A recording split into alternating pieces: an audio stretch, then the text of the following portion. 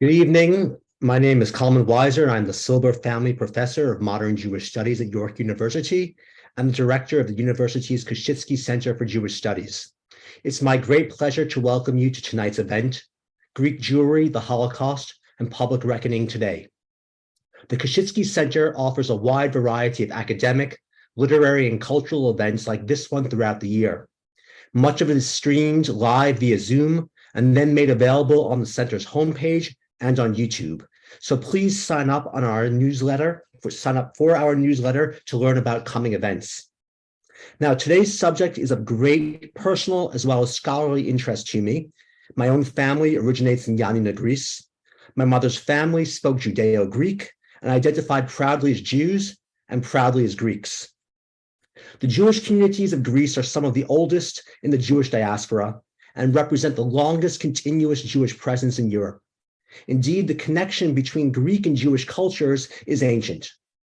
During Hellenistic times, Greek was the language of much of the world's Jewish population around the Mediterranean basin and beyond. The Holocaust, however, nearly brought a definitive end to more than 2,000 years of Jewish life in Greece. On November 9th through 10th of this year, we commemorate the 84th anniversary of Kristallnacht. This pogrom in 1938 marked the violent intensification of Nazi Germany's anti-Semitic policy, which, as we know, culminated in the deaths of some 6 million Jews, or 2/3 of the European Jewish population. The fate of Jews in Central, Western, and Eastern Europe is often familiar to both scholars and lay audiences interested in the Holocaust. But the case of the Jews in the Balkans is typically much less well known. The Jewish community of Greece numbered some 72,000 souls at the time of the Axis occupation in 1941. Less than 20% of these Jews survived the clutches of Nazi Germany and its allies. Fortunately, my own immediate family had already immigrated to the United States some years before, but their relatives were not so lucky, with only a few surviving the war thanks to sympathetic neighbors or because they fought as partisans. They belonged to the community of Romaniote Jews, the Greek-speaking Jews who had lived in what is now Greece for centuries. Together with Ladino-speaking Sephardic Jews who arrived after 1492, they made up those Jewish communities that called the modern Greek state home prior to World War II. While the number of Jews in Greece today and their descendants abroad is quite small, there has fortunately been a wonderful upsurge in interest in their history and culture in recent years.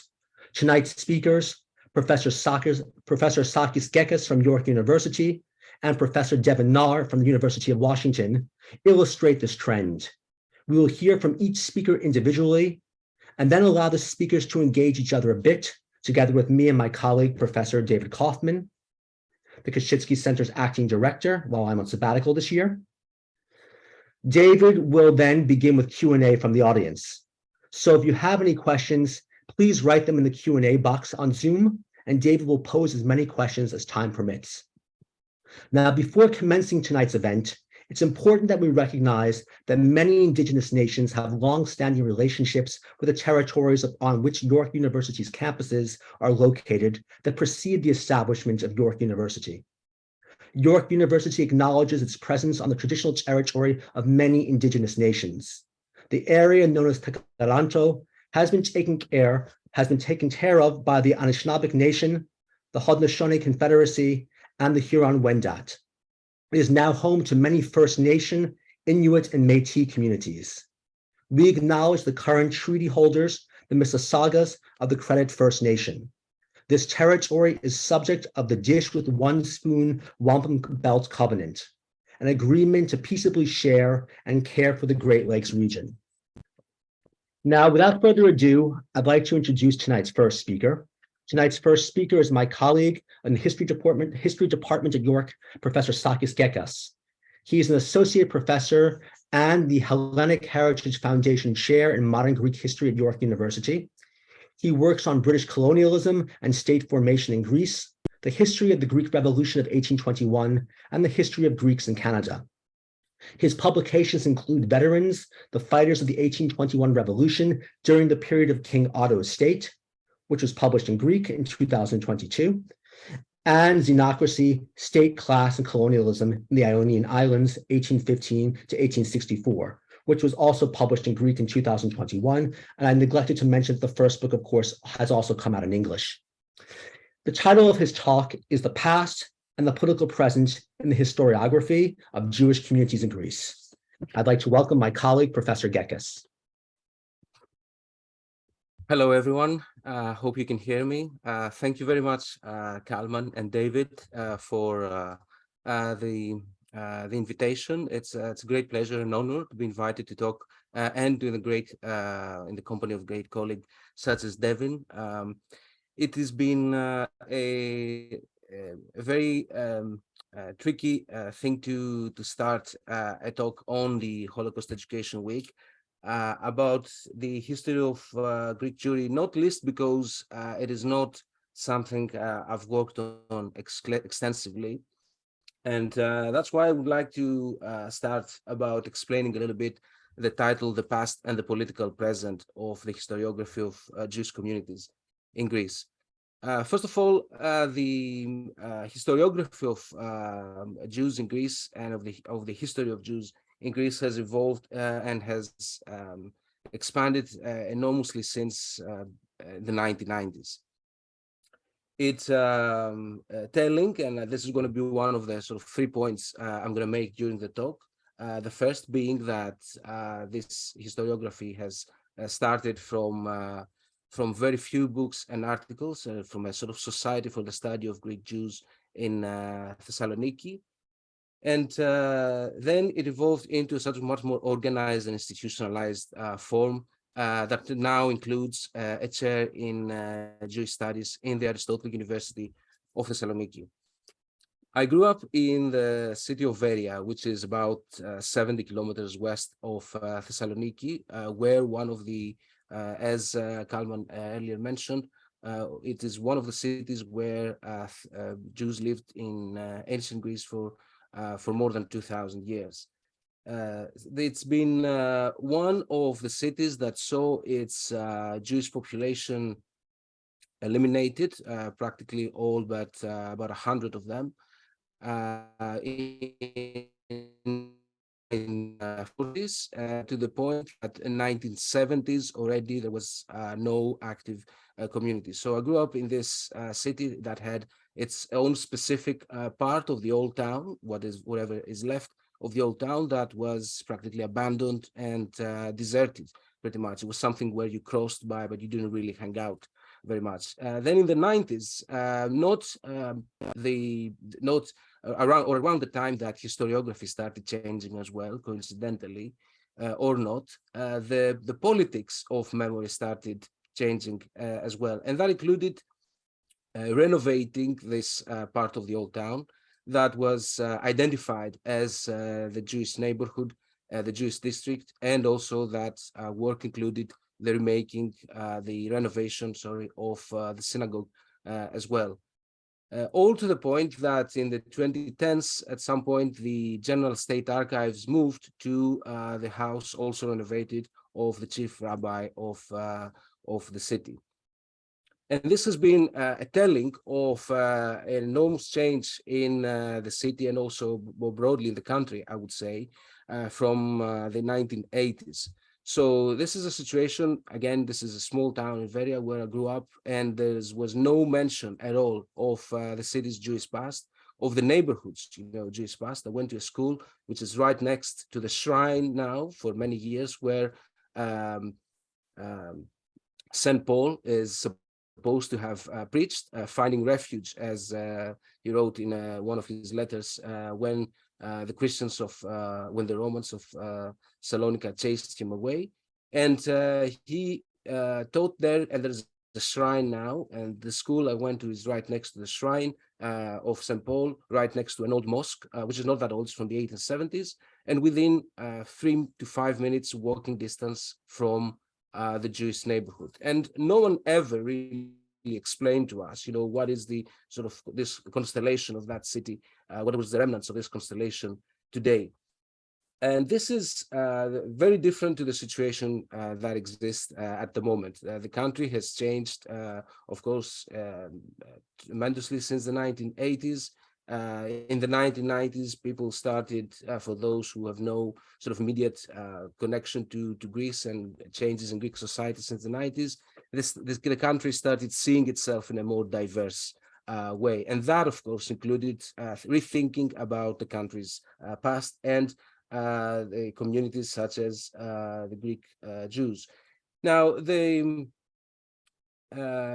the journey that I followed up took me to Corfu to study in the history department there.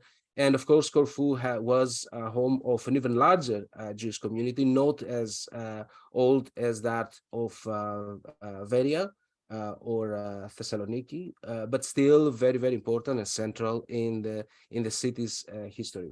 And that's where I found some or quite a lot of important information about how to study a Jewish presence in a city within a broader framework. And that brings me to the second point I would like to make, that the historiography of Greek Jews has gone from changes that have to do with studying communities in particular, and Devin is, of course, one of the specialists has written one of the best books on the history of Salonika Jews, or Jewish Salonika, but also it has evolved into the study of Jewish communities and Jewish presence in cities that became part of the Greek state as a part of a broader social history, social and economic history, perhaps even trend. So there has been this focus since the 90s and 2000s of looking at the history of Jewish communities, the past, let's say, of Jewish historiography of Greek Jews through this light of social history as well. Then, of course, there are the studies on the Holocaust in Greece and the 1940s, and that took a while to happen. I think not least because in the 1990s, again, there was this shift in Greek historiography that had to do a lot about the study of occupation, the Nazi occupation, and resistance to it by partisan groups mostly in the countryside. And the civil war, that is the Greek occupation. The occupation in Greece lasted from 1941, and then the outbreak of the civil war in 1946 until 1949. It was in this context, but sort of parallel to it, that historians started looking more in depth and in detail and explicitly the Holocaust in Greece. And there are now, several publications. I would like to direct people to it. There's the recent publication in Greek as well, and translation, first in English in 2018 by Dirk Moses and Yorgos Androniou, The Holocaust in Greece. But there's also excellent special issues in the journal Historin of 2019. And as far as Salonika is concerned, Thessaloniki, the Jewish history special issue from 2014. So all in all, I would say that Greek historiography has changed as Greek society has changed as well. There is some reflection of that. But most importantly, and that would be the third point I would like to make, that the Greek state attitude has changed towards the history of Jewish presence of Greek Jewry. So that is probably an obvious point, but I think it shouldn't be taken lightly because a lot of studies by Devin, among many others, by Evdoxios Doxiadis also, that looks at Jewish communities in Greece in the 19th and 20th century, have the state as one of sort of central actors in the relationship between Jews and Christians in the country, as the country evolved into an independent state and expanded its borders, for those who might not be familiar with Greek history. So the state has changed its attitude significantly, but only around 2000. So it was 2004 that there was official recognition of the Holocaust, and there were events that were organized in the country to commemorate, but I think the 27th of January as the Day of Remembrance was instituted only in 2017 or 2014, so fairly recently. So there has been also a significant change in the attitude in education. I think sort of following up from the overall changing of the state policy on the issue that includes also the teaching of the Holocaust, not as an event that happened somewhere else, which was sort of initially the way in which the Holocaust was taught in Greece, that people of Jewish background they were taken to sent to German concentration camps and were killed there, but to have a more involved understanding of how this took place. The Holocaust is taught at all levels, and there is, I think, a much more significant and focused campaign of awareness about the Holocaust. But the other point related to that I would like to make is that this sort of change in attitude of the Greek state and the Greek polity as a whole is also contingent on the governments that are willing or not to follow up a specific policy, or sometimes that they are probably willing to, or individual members of government that are willing to present themselves as very pro-Jewish or even pro-Israeli as well, because of the improving relations between Greece and Israel. So there has to be some understanding, I think, in the broader context of this closer alignment between Greece and Israel in the region of the Eastern Mediterranean, that I think explains to some extent, not overall, not 100%, to some extent, this rethinking of the Jewish presence of the past of Jewish presence in Greece. The third point relates also to some recent, why it is contingent, to some recent events, up to date. There seems to be a presence of some people who are openly anti-Semitic, and that is what has concerned a lot of us. In fact, that brings all the time the question, is Greek society anti-Semitic? To what extent? How to a society that it has a much better understanding and awareness of its past, of the country's past, and therefore is completely against any anti-Semitic expressions. And there has been, as I mentioned already, a lot that has been done. But I think it's really interesting that in the last few years, and I will conclude with that, the changes that are seen in historiography are very thought-provoking. They are definitely not hesitating to confront difficult issues, such as the issue of properties of Thessaloniki and other cities, a Jewish population who were handed over to Christians. And when I was studying the history of an anti-Semitic riot in 1891 in Corfu, I thought I was sort of discovering something that was, quite contentious and even quite controversial at the time. But of course, it doesn't really compare to what happened in 1940s.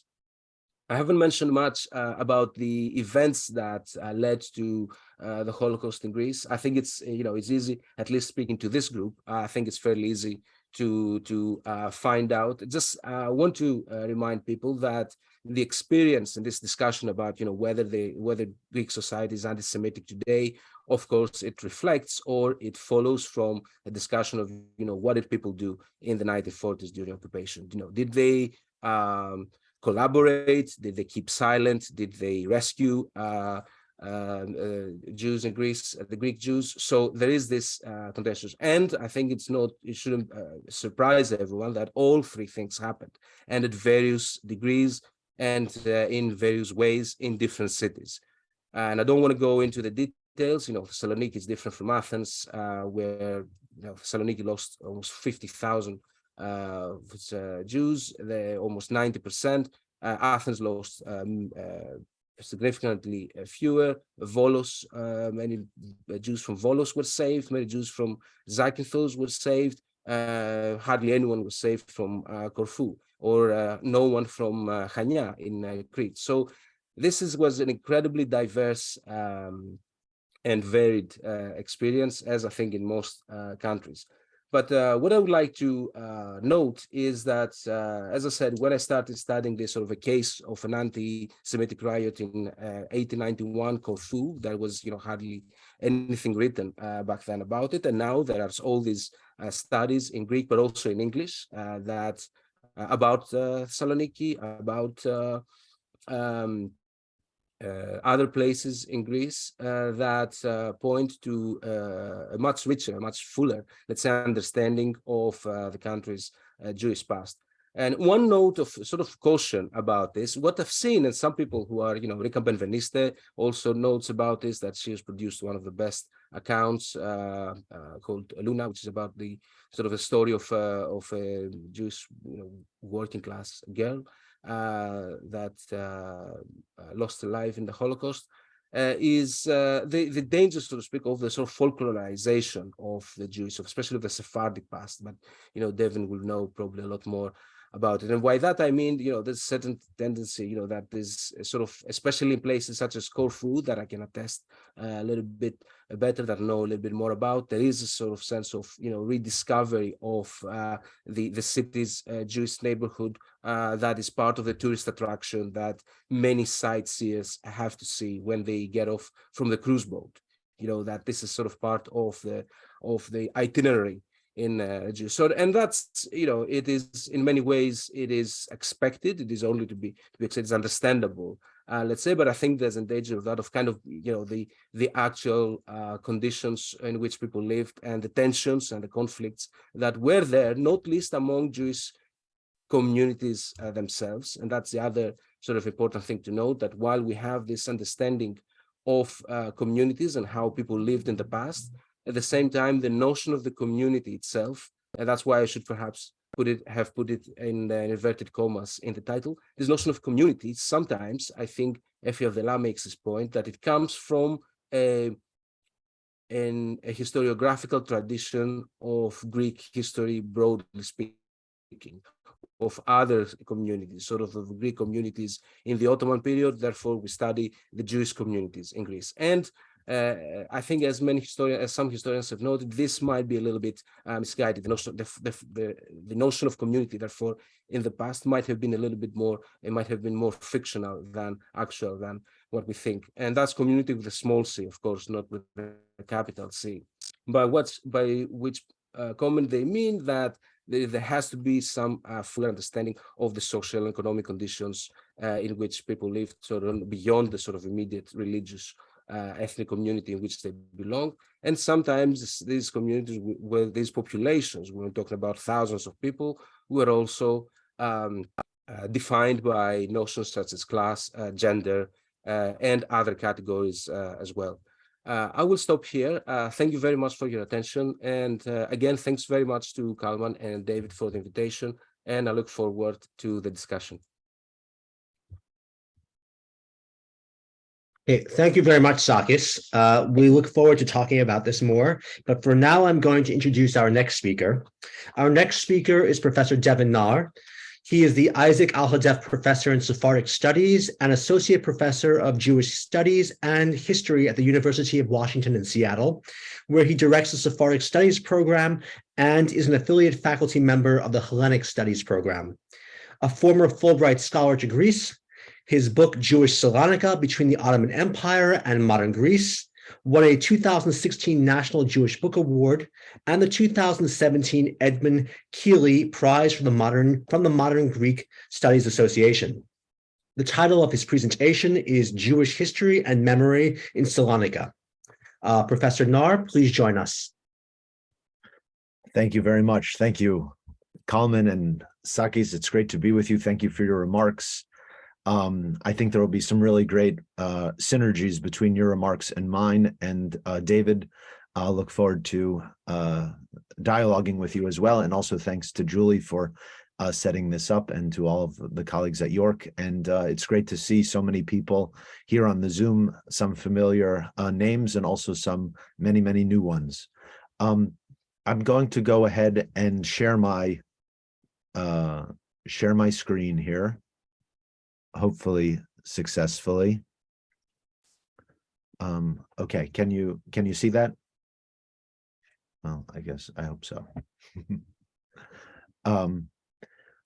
What I'd like to do today is speak about Jewish history and Jewish memory in Salonika, but through the specific lens of a specific place within the city.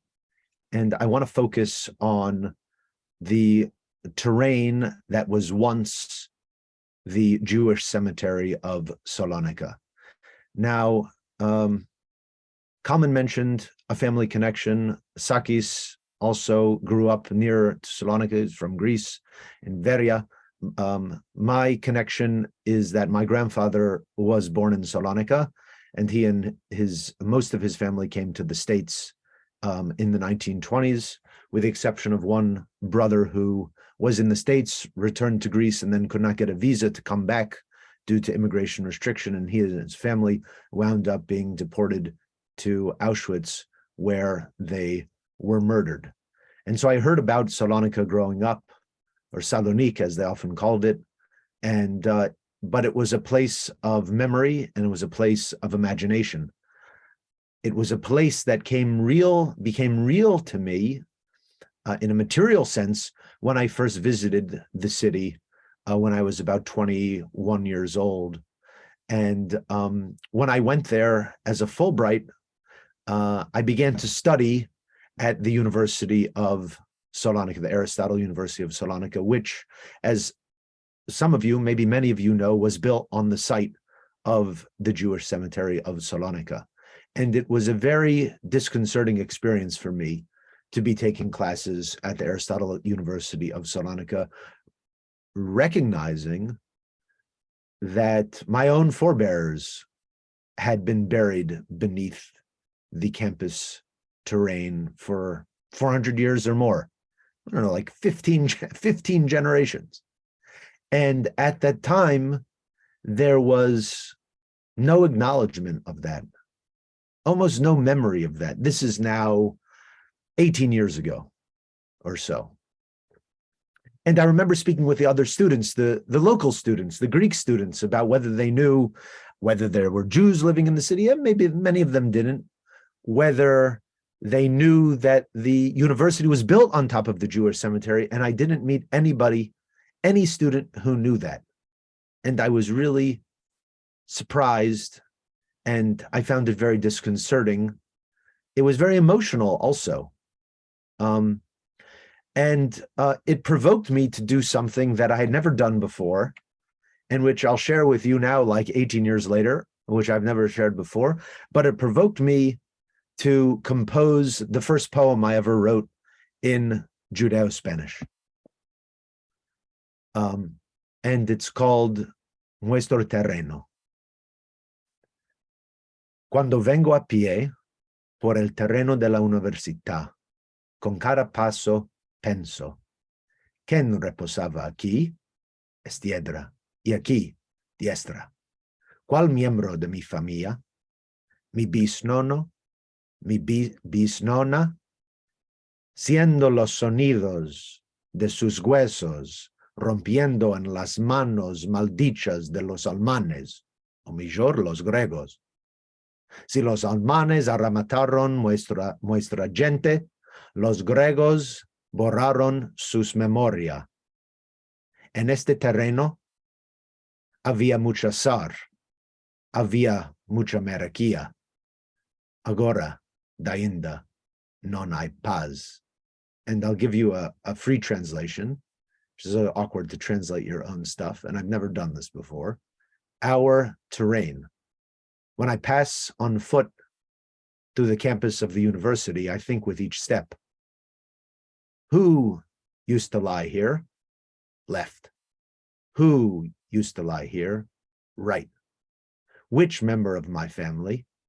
My great-grandfathers, my great-grandmothers. I hear the sound of their bones breaking in the cursed hands of the Germans, or was it the Greeks? If the Germans destroyed our people, the Greeks erased their memory. On this terrain, there's been a lot of grief, and then there's been a lot of angst.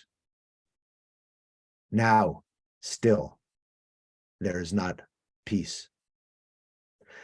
And I wrote that on the airplane coming back, in fact, from my first trip to Salonika, and that's the first time I'm sharing it with you. And I want to think about the university and the cemetery as a kind of lieu de mémoire, Pierre Norat's famous invocation of a site of memory, and thinking about how the university went from, and the cemetery went from something that was unknown in Greek popular culture, Greek consciousness, and Thessalonician society consciousness, to something that is now marked. It has become an official landmark. And to look at that process, the history and the politics in that process. Now, I want to intersperse some other creative elements here. You may have noticed this image here. This is an image that my own father, the son of a Salonican, did following, you can see here a sketch of the fire of 1917 in Salonika, which is a very famous fire that destroyed the center of the city and left most of the Jews and many Christians and Muslims homeless, destroyed over 30 synagogues, the archives, and was a very devastating moment.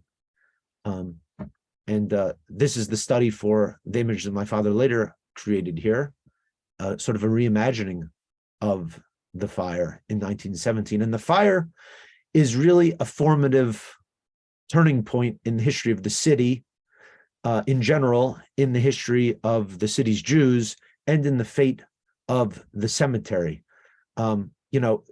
Sort of like it was a way of remarking time. People in Thessaloniki used to speak about things that happened before the fire and after the fire. It was like a rupture that transpired there, more of a rupture than the end of Ottoman rule and the city's incorporation into Greece. It was this fire in the middle of World War I that transformed the face of the city, its appearance, its materiality, its feel, its streets, its buildings, most of which were rendered into ash. And here you can see a map of the city. This is the old city here. And the black part here is the burnt zones of the city. The Jews lived principally in the burnt zones of the city. Christians lived principally here outside of the burnt zone of the city, and the Muslims lived principally in the upper city, which was also not affected by the fire in the same way. What is also of significance to notice here is right outside the old city walls, you can see here, cimetière. This is the cemetery, the vast Jewish cemetery of Salonika. There was also a Muslim cemetery here that would actually be destroyed after the exchange of population between Greece and Turkey following the expulsion of the Muslims.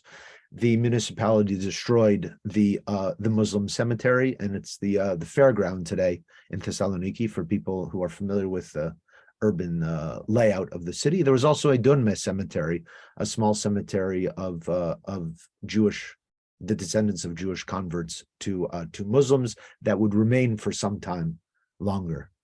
Now, as a result of the fire, however, the city expanded in the process of rebuilding and expanded beyond the old city walls to an unprecedented degree. So in the 1920s and 1930s, in a certain sense, the Jewish cemetery became the new geographic center of what was supposed to be no longer an Ottoman or Jewish town, but a modern Hellenic metropolis. And this posed a challenge to city planners, as well as to Greek politicians and ideologues who were interested in ensuring that this Greek city, which was now emerging as the second city in Greece following Athens, although for a long time it was much bigger than Athens, should be recognized and should have the feel and the look of a Greek city. And having a Jewish cemetery in the center of the city was inconvenient as it related to that broader nationalist goal, especially considering the Jewish cemetery of Thessaloniki was the largest Jewish cemetery in all of Europe. It was approximately the size of 80 football fields, and it had over 300,000 graves, some of which dated back to the 15th century and even to the Roman era, preceding by many centuries the arrival of the Sephardim, of the Spanish and Iberian Jews to the city. The cemetery in Ladino is referred to as Bet HaChaim, which is actually a Hebrew expression that means house of life. And that was meant in a metaphorical kind of sense, because this was a place where the dead went to live in a certain sense, in anticipation of the afterlife and in anticipation of those various theological principles. But it was also a house of life because it played such an integral role in the everyday lives of the city's Jews. You would go there to visit the grave sites of loved ones on the anniversary of their deaths, or before high holidays, or on other occasions. This was called ziyara, which was the visit to the cemetery.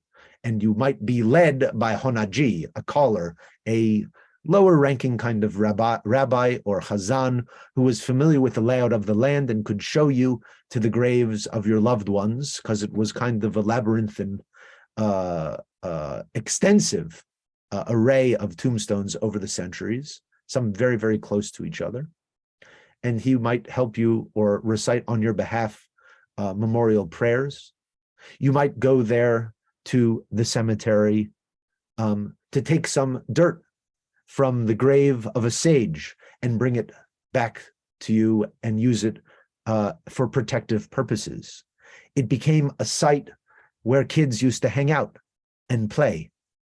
It became a site where people used to deal hashish, and the guards of the cemeteries that were positioned there got chastised many times for the indiscretions that transpired under their watch, one of them constantly being berated by the Jewish community authorities for spending more time tending to his bean garden than guarding the premises of the cemetery. It became a site of vandalism and desecration, especially among Greek Christians who sought a shortcut from their neighborhoods on the outskirts of the city to the city center. So they would pass through. Sometimes they'd knock down the gate, they'd burrow a hole in the walls that were eventually erected. But the cemetery also played, oh, and I should mention, this is an image of Sam Levy visiting his own father's tombstone. And Sam Levy, his father was the founder of the Ladino press in Salonika, essentially the first major Ladino newspaper, La Epoca, and his son continued in the journalistic tradition into the 20th century. And there he is on ziyara. Now, the other element in the life of the city that the cemetery interacted with was that of the university.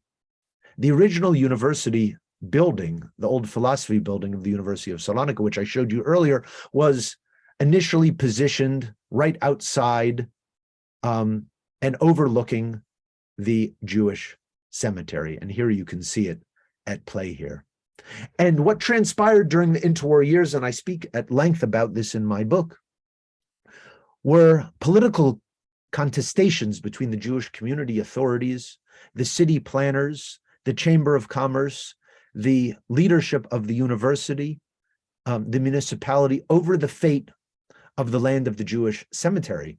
The leaders of the city wanted to see the cemetery transferred out from the city center. And they brought many different explanations and justifications.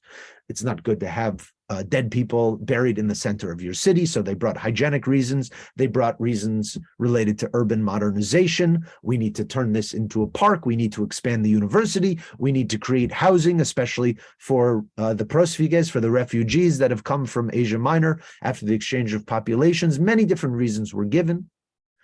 And the Jewish community, given its strength, at the time in the 20s and 30s, despite the changing situation, despite the rise of anti-Jewish sentiment, despite anti-Jewish violence that was perpetrated for the first time in 1931, despite the Depression, was able to fend off the efforts, for the most part, not only of the local authorities, but also of ministries in Athens that got involved in the local conflict, trying to appropriate terrain from the Jewish cemetery for whatever of the various purposes that I just mentioned. Things changed, however, under the regime of Metaxas, when the dictatorship came into effect. And those previous grievances that were being expressed by different factions within the local society found a friendlier ear in the Metaxas government. And ultimately, this is before the war. You can see in 1936, just on the eve of this transition, essentially, to the Metaxas, as this transition is taking place, you can see a front page article in Macedonia, which was one of the newspapers known for its anti-Jewish sentiment that had provoked some of the anti-Jewish violence in 1931. You can see here the headline: an important matter for the city. The space of the Jewish monuments will be given as quickly as possible to the city and the university. This is 1936, mind you. And just to give you a sense of the view, here's that university building, and you can see how far back the cemetery went, how vast it was. You can see another important landmark in the city, the Lefkos Pyrgos, the White Tower, Beaz Kule, La Torre Blanca. So you can see that extensive imprint of the Jewish burial ground. Now, under local pressure, ultimately, the national government passed a law in late 1937 that compelled the Jewish community to cede a small parcel of the land of the Jewish cemetery for the benefit of the University of Salonika. And with great remorse and with great mourning, the rabbinical authorities within the Jewish community, and I should note that according to Jewish law, it is forbidden to unbury and rebury the dead, even desecrated tombs. You cannot rebury them, with really one exception: if you are taking up the remains to bury them in Eretz Yisrael, in the Holy Land.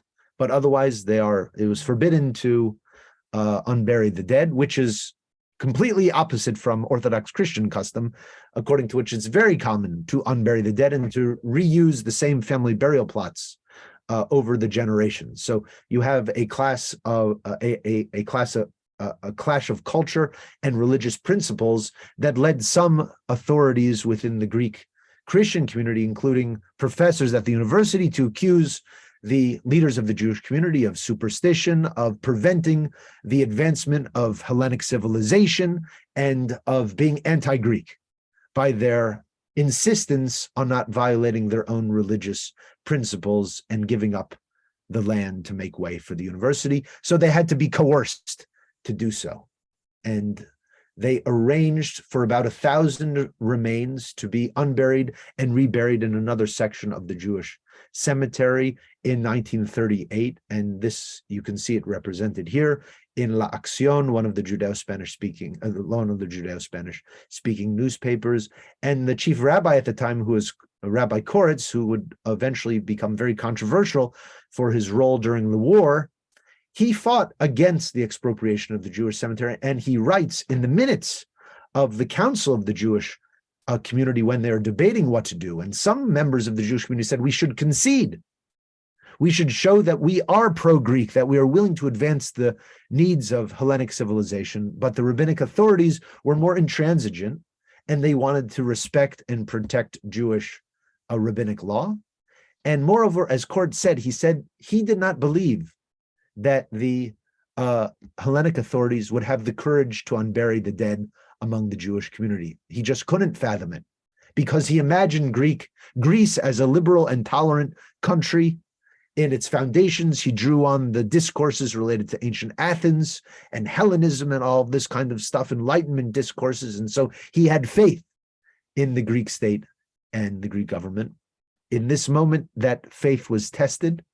Perhaps it was even undermined in a somber ceremony at the reinterring of those 1,000 remains, which included the remains of some, there was Hacham Gaon, which was an important 17th century, a rabbi and a mystic. He was among those whose tomb was reburied at the time. And plans to expand the university came underway.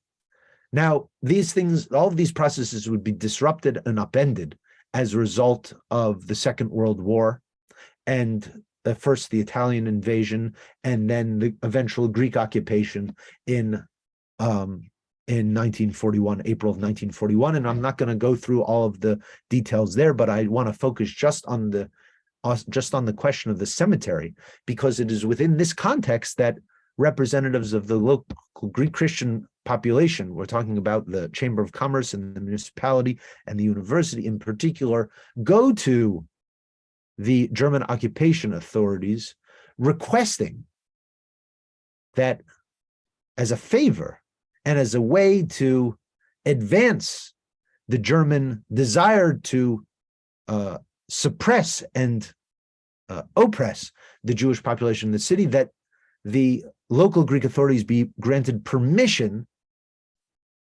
to expropriate the rest of the vast Jewish cemetery of Salonika. And that permission, although begrudgingly, is granted. And if you read the account of Michael Mocho, who was an eyewitness to the events, he says that actually the German officials who came there with representatives of the government, and he and the chief rabbi represented the Jewish community, they had a big discussion over which aspects, which geographies of the Jewish cemetery would be now turned over to the university. And even the German officers indicated that some of the cemetery with the most historic tombs should be preserved.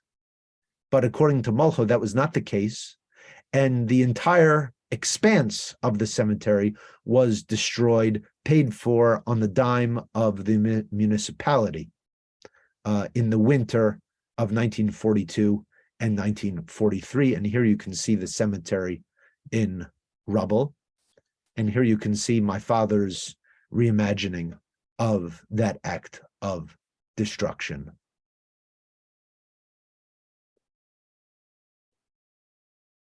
And moving back into the historical context, give you a sense of the destruction. Tombstone, built for the use of the Nazi soldiers with inscriptions facing out.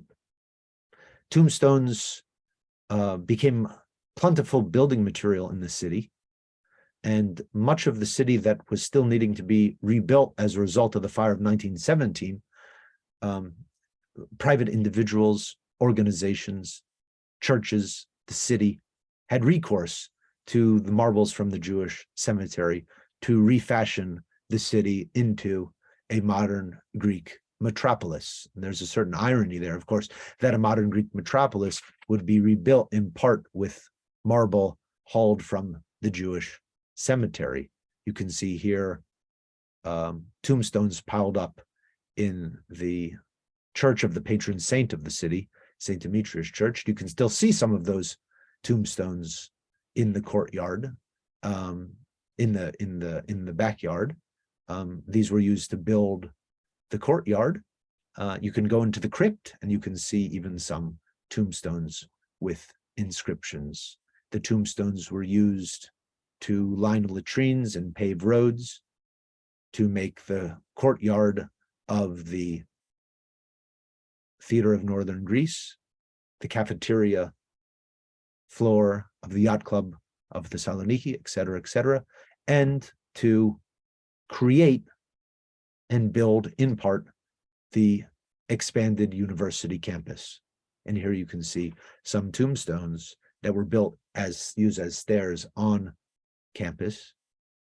Those would, over the generations, over the decades, eventually be removed, so that particular site no longer exists. But you can find other tombstones which were distributed all throughout the city. Here is in the suburb, very far away on the bus line in Panorama, You can see a private home that is built with Jewish tombstones as the wall. And also in Panorama, by the way, some years ago, this is within the last 10 years, the tombstone of Sadia Levi, which we saw earlier, the son visiting that tombstone, that was found used as part of a pavement in Panorama. Now, over the years, the Jewish community went about as much as it could collecting tombstones, and one of the activists today is my friend Peppa Viena, who goes about seeking to uncover tombstones where they may be in the city and salvaging them. And many of those tombstones have been brought, some to the Jewish Museum in Thessaloniki, but many of them, thousands of fragments collected from throughout the city, can be found in the post-war cemetery in Stavropolis, which is another sort of exurb outside of the city. And if you go around the walls, you will find fragments of tombstones with inscriptions, some complete, some not, hundreds of these all around the area. And I was became very emotional to see one that my friend and colleague Jackie Ben Mayor sent me, that he came across, which was a tombstone for Yaakov Naar. Do I know? Is a relative? I don't know, but it's an early 19th century tombstone. I had an uncle, a great uncle named Yaakov, so it really struck at home. What became of the cemetery ground? Let's look. Here you can see again the university building overlooking the cemetery.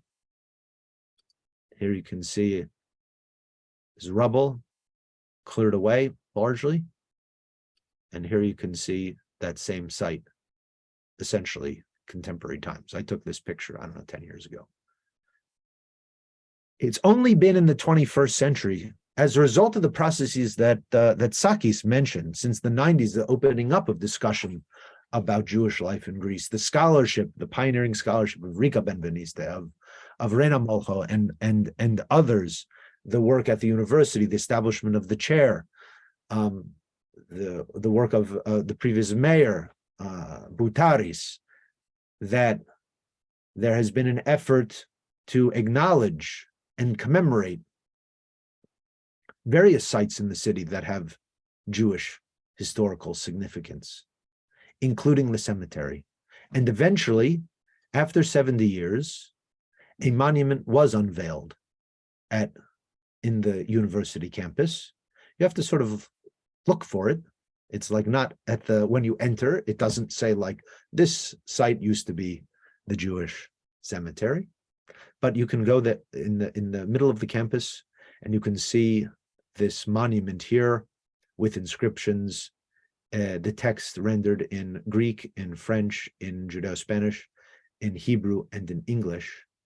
And I will bring to you the English because this is one of the challenges, when Pierre Nora speaks about, when he speaks about the lieu de mémoire, the transformation or the consolidation or the homogenization of disparate memories into a kind of official narrative related to a space, a place that has a kind of cultural significance in the broader public, that it's marked and officially recognized, it risks conforming to nationalist narratives and to the governing political ideologies, expectations, and desires. And so on the one hand, this acknowledgement after 70 years is really, really remarkable. And every time I go to Thessaloniki, I would go almost every year, essentially, prior to the pandemic.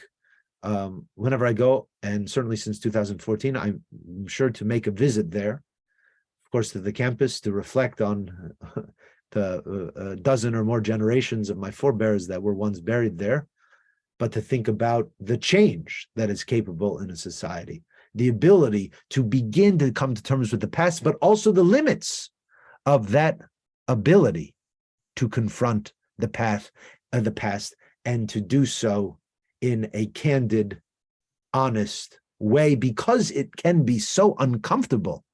It can be so difficult to confront the past, to confront questions of collaboration, and complicity, guilt, responsibility, and duties that may derive from those in the present. And so I was really struck by the language that became incorporated into the monument. And you can see here, this was erected to commemorate the old Jewish cemetery located for centuries on these grounds until its destruction in 1942 by the Nazi occupation forces and their collaborators. And I remember seeing this for the first time. I said, what is going on here? And their collaborators, the Nazi occupation forces and their collaborators. I mean, the leaders of the Jewish community knew very well that the initiative to expropriate the Jewish cemetery, as I've tried to demonstrate for you today, was a pre-World War II desire, first of all, and the initiative and the implementation of that plan was undertaken by local Greek authorities, essentially under the cover of the Nazi occupation with their blessing, okay? But say, by the Nazi occupation forces and their collaborators. And I remember speaking to a leader in the Jewish community who knew very well the story. And I asked, you know, how did you agree? Because this is a monument that was established by the city, by the Jewish community, and by the university administration, as you can see here. How did you agree to this language, knowing very well that it did not fully capture the reality of the situation? And he explained to me that getting even the words "their collaborators" in was a major accomplishment, a major compromise, a major change that could not have been anticipated, could not have been fathomed in previous eras. And he said to me, Professor Naar, he said, that's the difference between you and me. I live here and I am a leader of a community and I have to live in this environment and make do the best I can with the political circumstances that confront me. He said, you, Professor Naar, you have the benefit of being a scholar and being abroad. You have the benefit of being able to tell the truth. Thank you for your attention. Hey, thank you very much. I'd like now to ask my colleague, Professor Kaufman, who is the J. Richard Schiff Chair in the Study of Canadian Jewry, to join us. And we can begin to have a bit of discussion amongst ourselves before we open up the floor to your questions that have been accumulating in the Q&A box. If I may, I'd like to ask a question. And this is an ill-informed question, perhaps, because I'm not an expert in the history of Greece or Greek Jewry, despite my family's background. I'm an expert in Eastern Europe, and a lot of my understanding of the Holocaust and commemoration is shaped by my understanding of the experience there, and also how it's remembered here in North America. So here goes the question. My sense is that in contrast with the Jews of Eastern European origin, the Ashkenazi Jews, memory of Greece is much more positive amongst the Jews of North America who trace their heritage to Greece. Now, firstly, is this a correct assumption? And if it is a correct assumption, how do we account for this difference given what you really both described as this very complicated, very painful in many ways history of Jewish life in modern Greece? It's a great question. I don't know. I can offer a stab, and maybe Sakis, you can jump in as well. I mean, I think there are a variety of different threads, I would say, among the memory, the collective memory paths of Greek Jews and their descendants in the United States. And I think part of that may have to do with time of arrival. If one came before the war versus having experienced the war itself. And I think there may be some differences between those who came from a place like Yanina versus those who came from a place like Salonika. The Yanina community, my sense is that it developed a very strong sense of Greek identity. I mean, speaking Greek, and that's reflected in the Yanina synagogue on the Lower East Side. still today, which flies three flags: the Greek flag, the US flag, and the Israeli flag. So talk about multiple national allegiances there. But there are certain ironies, of course, to that narrative, because some of those descendants of Greek Jews who are strongest in their sense of feeling Greek are the children or grandchildren or great-grandchildren of Jews who never lived in Greece, but they came, in fact, from Ottoman Yanina, which was still part of the Ottoman Empire until essentially the Balkan Wars as well, beginning of the 20th century. So there are competing and conflicting elements there, but I think the language piece became very, very important in marking Greek Jews as Greek in a way that not speaking Greek, or not principally speaking Greek, marked the Ladino speaker, Judeo-Spanish speaking Jews of other towns, including Thessaloniki. And you can see contestation taking place. And I'll give one final example. In the period before the war already, there is a big debate among the Jews from what is now Greece, or what was then in 1923 Greece, over whether they should greet the Turkish ambassador when he came to New York. And there was split. They were split on the subject because some of the Greek Jews came from the Ottoman Empire and they saw this would be a natural thing for them to do. Others said, this is outrageous. We're Greek. You can't go and welcome the Turkish ambassador. And then there was a third camp that hedged their bets and said, well, maybe you'd like to meet the Turkish ambassador and maybe you would feel comfortable with the Turkish ambassador, but that will be dangerous for us to do, because what will happen if in Greece they find out that all the Greek Jews were giving a banquet for the Turkish ambassador? So those dimensions already and those competing relationships between state and empire of origin and allegiance have already 100-year history behind them. You reminded me funnily of my mother, who unfortunately died last year, who was a tremendous memory of family lore, used to always tell us, tell the Greeks that we drink Greek coffee, tell the Turks that we drink Turkish coffee. Right, that's right. And that's the benefit, I guess, of being in both contexts. And you can adapt to your audience. Sakis, do you want to jump in with this question in particular?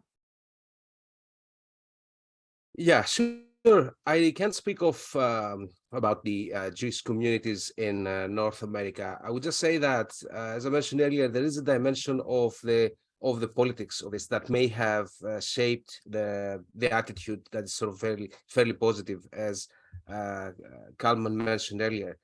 And that I think there is this sort of international political dimension. You know, what is the image that Greek governments have tried to project abroad, and that has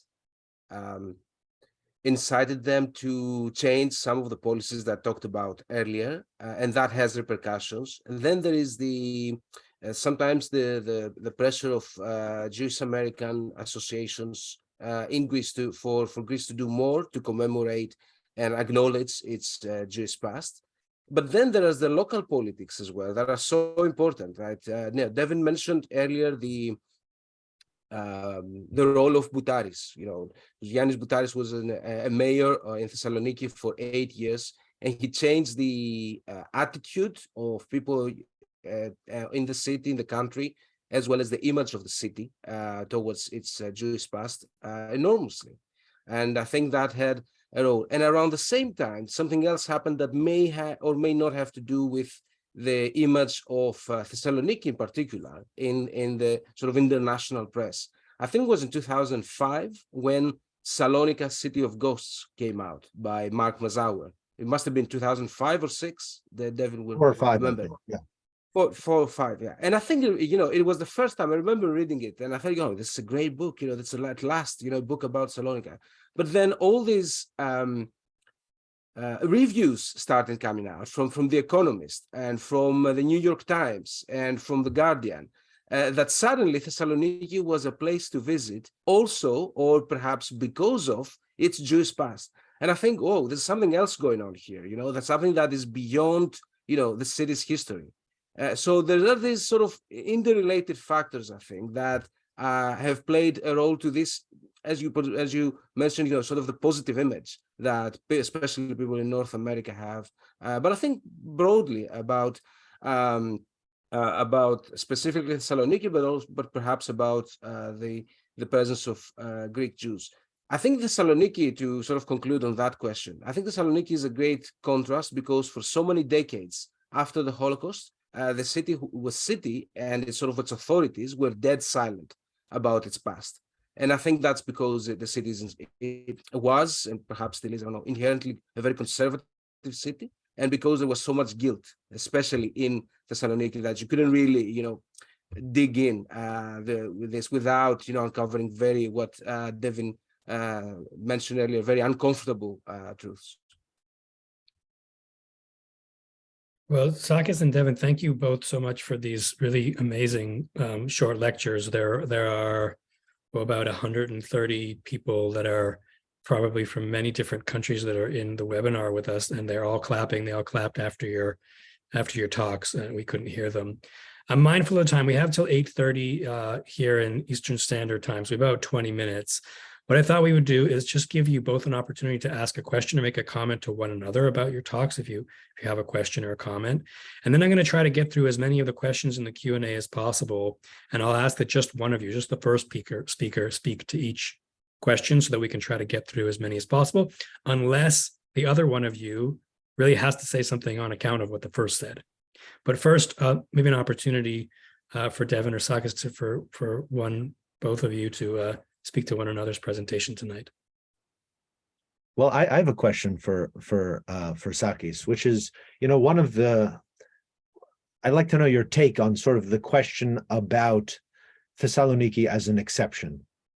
Because there's Andrew Apostolou wrote an article a number of years ago claiming that, arguing that Thessaloniki is unlike the rest of Greece, and that, like, the instance of what happened, the fate of the cemetery was something very particular, and the question of collaboration was something very particular to Thessaloniki. And I'm curious how you think about the national context more broadly, and like thinking about, I don't know, Corfu or some of the other places that you're more familiar with. How do you conceptualize the relationships between the fate of Jews in different localities in the context of the war, and the relationship between that fate and the decisions or priorities of the local Christian population's institutions? That's maybe a huge question. It is a wonderful question, Devin. Devin, thank you very much. I have often thought that at one level, yes, I mean, immediately the reaction that everyone who deals with the city of Thessaloniki, with this history of Thessaloniki, is that it is different because of the scale of the complex conditions in which, of the fire that destroyed the city center, as you mentioned. And I think it's such an enormous event that we don't really have enough histories of the fire, and it's other than yours pretty much, about what happened to the city afterwards and after the refugees arrived. So at one level, the city and its Jewish past stands out. At the second level, at another level, though, the presence of and the destruction of cemeteries of other Jewish communities is also the case. The Veria cemetery was turned into a sports field, as you probably know. There are a few tombstones there, but other than that, it's really it's a basketball court. The Corfu Jewish cemetery was also left abandoned for many years, and it's sort of still half built, and it's not commemorated. So there is a national history of these destructions that took place. So there is an exceptionality, but as Thessaloniki, as Salonika became Thessaloniki and was Hellenized, as Mark Mazauer said, and you too, so was the destruction of the country's Jewish past becoming more national as well. How do you see a place like Zakynthos fitting into this story? Because for those of you who don't know, Zakynthos is a small island in the west side of Greece, the Adriatic side, and all of the Jews there survived the war. So it's like there's that exceptionality, and then there's it's the counterpoint to the Thessaloniki case. I don't know. Yeah, I think that's a good point. And it does remind me of the fourth point I had, which is the role of public culture and cinema in particular. And there's been this sort of historic docudrama that was produced about Zakynthos a few years ago, highlighting especially the rescue of the island's Jewish population, almost all of them, I believe. And similarly, another movie that came out only last year, I think, which is about Thessaloniki and Tsitsanis, the bouzouki player. But it's really also about the destruction of the city's Jewish population.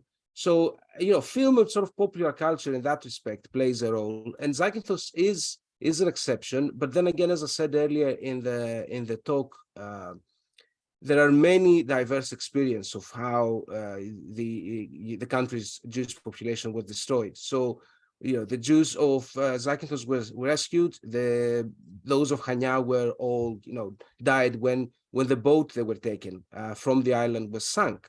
So, by I think a sort of a British submarine. So it is a very diverse story, and there was always going to be exceptions. But I think the awareness and you put it very nicely, I think, the limits of national commemoration, because as much as it reveals and educates and acknowledges, at the same time there has to come a point where it has to bring this into a national frame, where there will be collaborators, but they're not going to be named as Greek collaborators. Where are these collaborators? Who are there? They're not local. They are just sort of generically collaborators. One can say this is implied because, at the same time, I don't want to excuse those who put it sort of in their collaborators, omitting the fact that this started before 1940.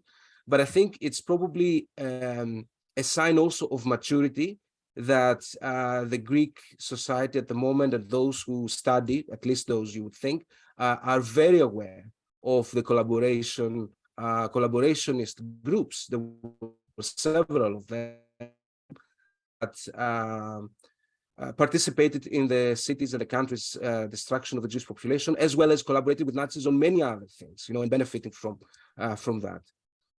Mm-hmm. Sakis, do you have any response or comment or both for Devin before we try to bang out some of the questions from the Q&A? Yeah, I had a similar question, thinking about how have you ever been tempted to follow up, not sort of do the same story or to the same historical approach to other communities in Greece, and what would be the challenge? Let's say, sort of a similar question to yours. So I've often wondered since I read the book, really. Yeah, I mean, it's something that I'm very interested in because I'm the last person to say it, but there's been a lot of attention on Thessaloniki, relatively to the other communities, and I think for demographic and other reasons that might be warranted. But I'm very interested in looking at the fate of the Jewish communities in other parts of Greece. There were over 20 organized Jewish communities all throughout the country. And one of the areas that I'm curious about exploring more is the creation of kind of a what I referred to in my book as a Hellenic Judaism, and of Hellenic Jewry, of modern Greek Jewry, and where the different communities fit into that kind of puzzle. And it's fascinating to see, for example, where they set up the Union of the Jewish Communities of Greece in 1929 with the hope of trying to really we're the Ottoman era is over. Like, forget about that. We are Greek. We speak Judeo-Spanish. We speak Greek. We are together a Greek Jewish community. And so they're looking in the correspondence of that entity, for example, from the 1930s, is really fascinating to see which communities write to this entity in Greek and which ones write in Judeo-Spanish, when and for what reasons. And sometimes, like the communities in Thessaly, for example, they write in both. Arta is only writing in Greek. Thessaloniki is writing, depends, more in Judeo-Spanish. And so, like, to think about the way in which it's just kind of a symbolic marker of affiliation. Like, it's a conscious choice that some of them are making, like, especially if you're in Larissa, for example, and your scribe, the leader of that, he can write just fine in Judeo-Spanish and just fine in Greek. Why might he do one or the other? And what does that say about the status and the relationship between culture, community, and national belonging? I should add that one of my graduate students is delving into Athens in particular. And I think that will be a really important study. I think the other, if I may add, there's also the third dimension of those Jews from Corfu who write in Italian, dominantly, right? So there's a sort of this other layer of and background and cultural background and baggage, essentially. And you're right. I mean, there needs to be a sort of graduate program in that and graduate students. But what I'm worried about in places like, where I come from in Veria, that, its history is very much, in limbo in a way. I mean, there's just one book by a lawyer, local historian, Lolius, I think, who's written this excellent account of the history of Veria Jews and the Holocaust. But that's about it, really. So it's just one book in Greek, which is not very much. All right, well, here's what we're going to do. We're going to do a lightning round of quick questions with quick answers. And then we have like 20 fantastic questions. So here are the short ones. First, how big was the cemetery and who was buried there?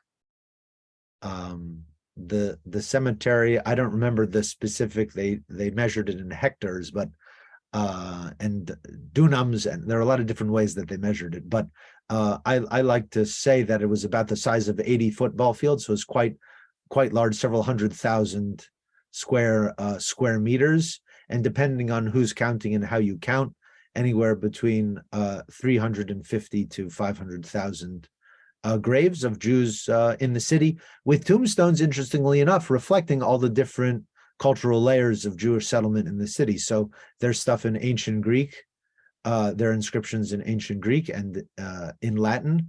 There are inscriptions in Judeo-Spanish and Hebrew letters. There are inscriptions in the Hebrew language. There are inscriptions in French, Italian, German, Yiddish, even Yiddish.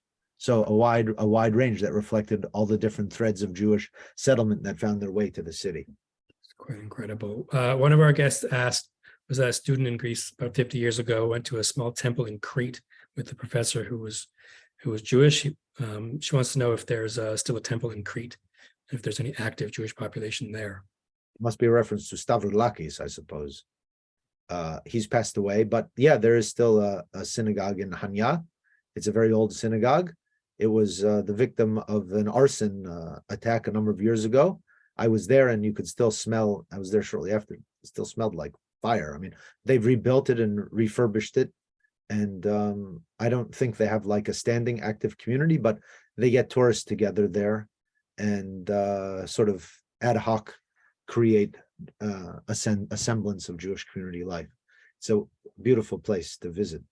Is there a list of names that's been taken, that's been about uncovered tombstones about who was buried there?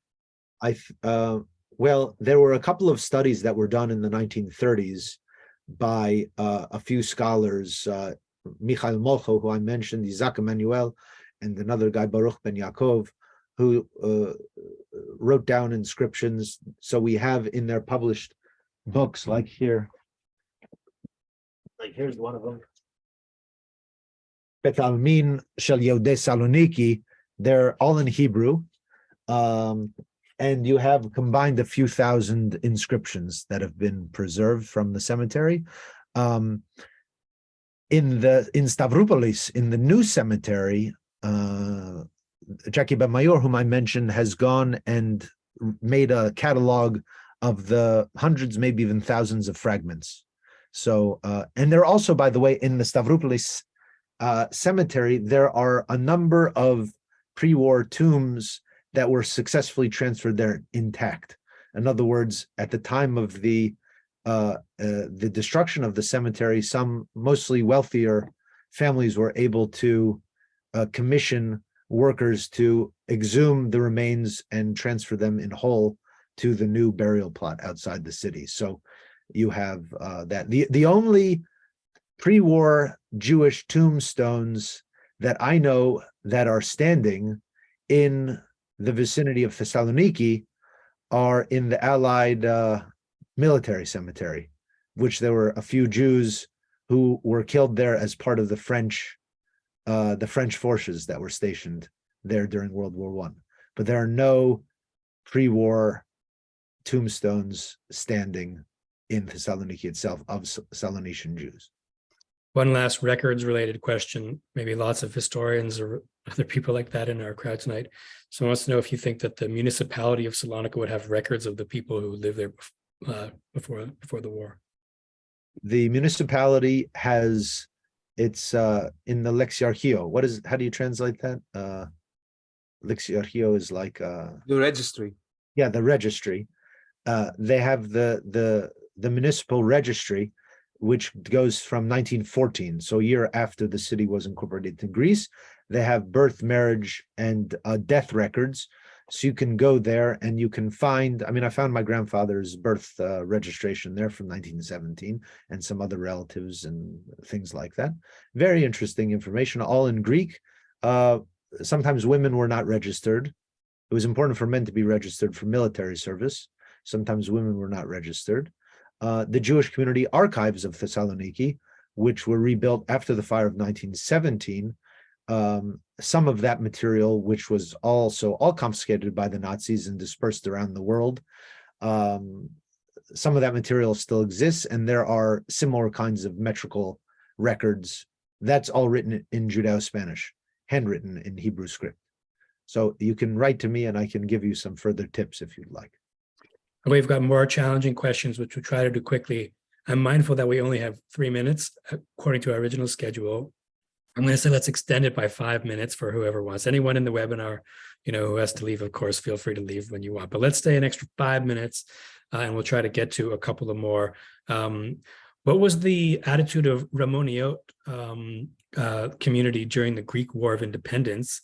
Did any Romaniote participate in the uprising? Did it differ from the position of Sephardim, bring the two communities into conflict with one another? Do you want to take that, Sakis? I will take that, but it will be a short answer. I don't know. I think we have some evidence that the Jews in the Ottoman-held cities that were sacked during the revolution were all killed. Very few escaped, especially in the Tripoli siege and sacking of 1821, September 1821. We know a little bit about maybe the Jews of Athens and Chalkida. I think they also they will probably share the same fate or escaped, probably. But I don't know about Sephardim. This is a difficult one because my guess would be that they wouldn't. It's a religious, it's a Christian war, So I don't think it would be a war they would, risk anything for. Yeah. That's my sense. If I could just add, a colleague, Dimitri Varvaritis, has written a little bit about this, so you might look up some of his work, and maybe Doxis has something to say about it. I don't remember in his book, but I think that one thing to keep in mind is independent Greek. The original geography of what became independent Greek did not have any Sephardic communities inside of it. Anyhow, they were all Romaniote, and there were none left. They were all either expelled or killed essentially as part of the Greek revolutionary enterprise. the Greek Revolution, as you alluded to, Sakis, was in the name of faith and fatherland, so. Two sort of related questions about the contemporary moment and some influences on things that we're observing. One person wants to know if it's fair to surmise from what we've heard that the changes in educating Greek students about the Holocaust, starting in the 2000s, is politically driven, i.e. has to do with Greece's pro-Israel stance. That's part one. Someone else asked part two. Well, yeah, I think that refers to something that I said.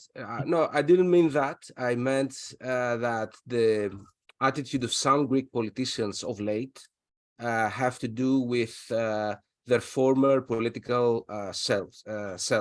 So in the past, some members of this government, in fact now current, have been openly or sort of a little bit indirectly anti-Semitic, and after they were elected as MPs or even appointed as ministers, they apologized for former anti-Semitic statements they had done. So, this is not related to the education changes in the education system in the 2000s. It relates more to the ways in which Greek governments, in fact, have changed their attitude towards the country's past, but also in relation to the country's present and its balance of power in the Eastern Mediterranean. So they, that would be the short answer.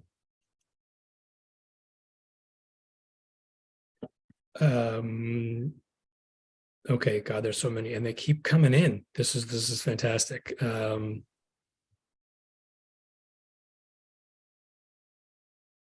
I'm not sure I totally understand this one, but maybe you guys will. Has anyone examined whether the Greek refugees from Asia Minor were less inclined to cooperate with and to accommodate the needs of the city's Jewish community relative to the autochthone Christians who had lived alongside their Jewish neighbors for a much longer period in the same town? That's sort of the, accepted understanding, I would say, to a certain extent. I would like Sakis to jump in as well, but a lot of the way that the story is often told is that the tensions arise between Christians and Jews, or Greeks and Jews, however you want to call it, through the refugees that come from Asia Minor, who are told that they're being sent to Greece, and they discover that they're going to a Jewish town, and they're treated like lower class people anyhow by the autochthonous Greeks, and then they have Jews in their environment, and so that creates a lot of tension. They're living in these refugee neighborhoods on the periphery of the city, with also some of the poor Jewish neighborhoods that are of the refugees from the fire of 1917. So what the state and the municipality essentially did was they put the most vulnerable populations next to each other in completely underserved neighborhoods and left them on their own to fend for themselves. And the refugees, they didn't have necessarily the capacity all the time to have their needs met by the state, to demand that their needs be fulfilled by the state. And so sometimes they externalize that resentment on their Jewish neighbors.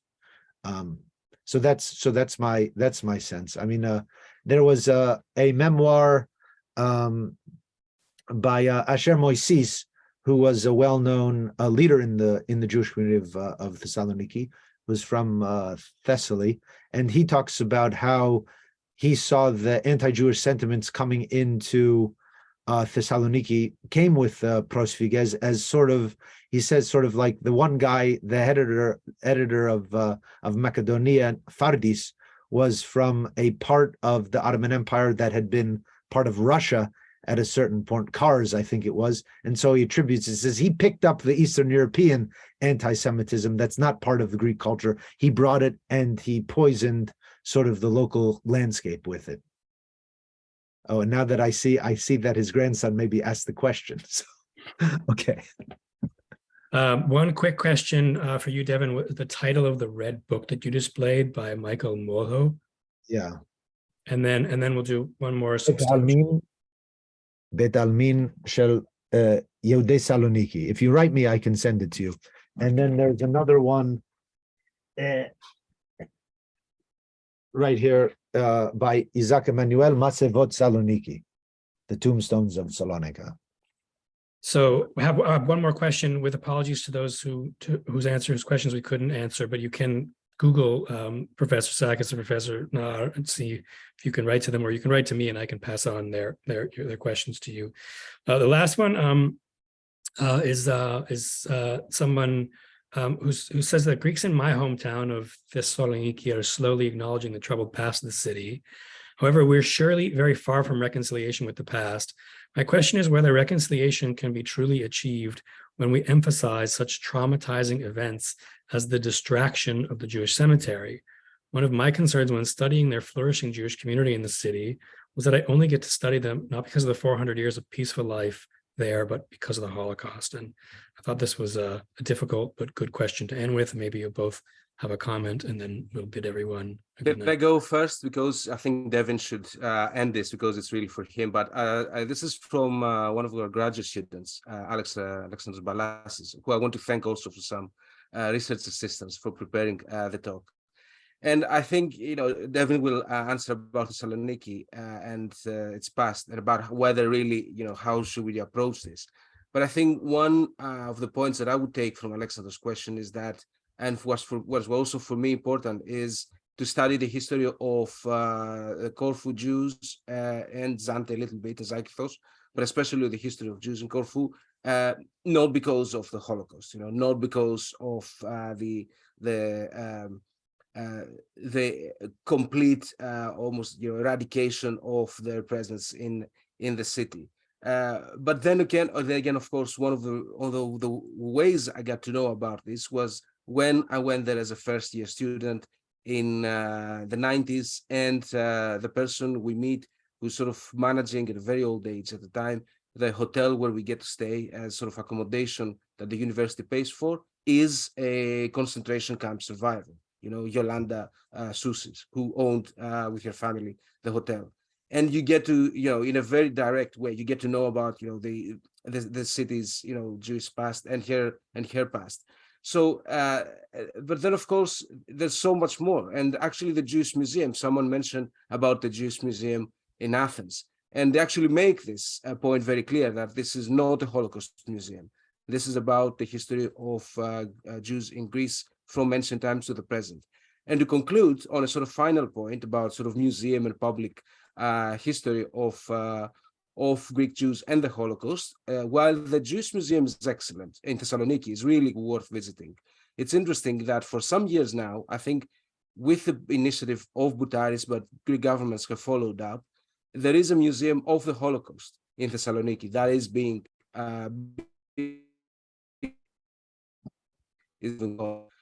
quite fast. So I think that's interesting too. Yeah, thank you, Sakis. I think you raised some really important points there. And this, I have mixed feelings about the new Holocaust Museum myself, precisely for the emphasis that the question brings up about harping and focusing on the Holocaust. I should also, acknowledge that I'm involved in that process. That I'm involved in that museum initiative to a certain extent. But I would say the short answer to the question is that that's why I wrote the book the way that I did, which was it's 90% not about World War II. I mean, it's all on the period before. And that was sort of what I was precisely brought me to the topic. I mean, I had heard about the fate of my great uncle and I wanted some clarity about it. I didn't understand.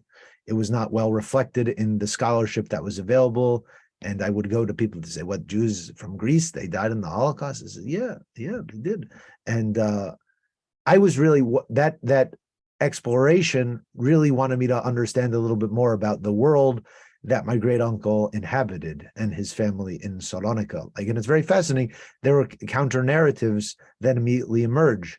The family that came to the United States was quite modest in terms of their, economic status in Harlem when they first arrived, working class people. Whereas my great uncle became in Greece. He was an accountant. He moved. I wish I still had his place. It's right by Hagia Sophia. Very good spot to have in the center of the city, his apartment. So he became a pretty well-to-do person in the context of Greece. And so I think looking at the period before the war for me is really the ultimate key to guarding us, to creating a bulwark against the teleology of the Holocaust, and to try to understand and appreciate the multidimensionality of Jewish existence, Jewish community life flourishing, and in the generations that came before. At the same time, a final thought, what comes to mind is that just because we are addressing a devastating episode like the destruction of the Holocaust, the destruction of the cemetery, I don't think that necessarily needs to be taken as an attack against Greece or against Greek identity or anything like that. I think it can strengthen it. It can bring an extra layer of understanding and complexity, and it can move us closer to what my advisor's advisor, a well-known scholar of Jewish history, Yosef Yerushalmi, I'm paraphrasing, is something to the extent that the opposite of forgetting is not remembering. The opposite of forgetting is justice. And I think that somehow a confrontation, acknowledgement of the past is a prerequisite that can then help us move forward and also backward in time, and to make us really appreciate everything that was lost when we understand not only the end point, but also what came before. Well, on behalf of the 100 so people that are still in this webinar and us at the Center for Jewish Studies, Devin and Sakis, thank you so much. This was very stimulating, very moving, very fascinating, very rich. There's a lot of homework for at least some of us to catch up on. Go out and buy Devin's book, Jewish Salonika Between Ottoman Empire and Modern Greece. Thank you both for bestowing your insight and passion and compassion with the subject, and to all of our guests, good day, good night, whatever time zone you're in. There's many thanks that are coming in for the chat and the Q&A, and hopefully this discussion can follow up in myriad smaller email chains. Maybe we'll have you back as well. Thank you very much. Thank you, gentlemen. It was a Many pleasure. thanks to both of you, and especially to Devin for sharing the poem as well. Thank you for the opportunity. Really a pleasure. Thank you. Thank you both very much. Bye.